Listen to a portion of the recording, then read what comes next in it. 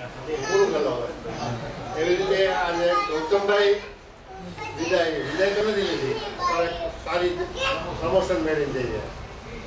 તો સાથે સાથે ભરતભાઈ પટેલ આમ તો કલેક્ટર ઓફિસ અમદાવાદ સાથે સંકળાયેલા હતા છતાં સીએમના કાર્યક્રમનું એમને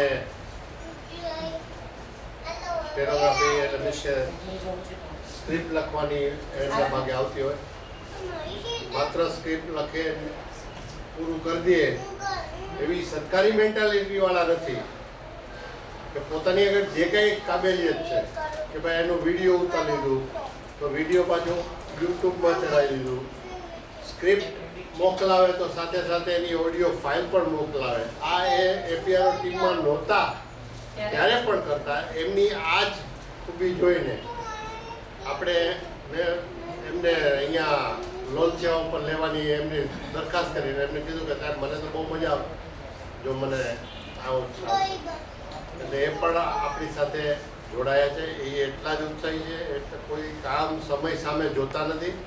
ઇવન રજાના દિવસોમાં પણ પોતાની મેળે એ સાહેબના કાર્યક્રમ કવર કરીને આપણને મોકલતા રહેતા હતા.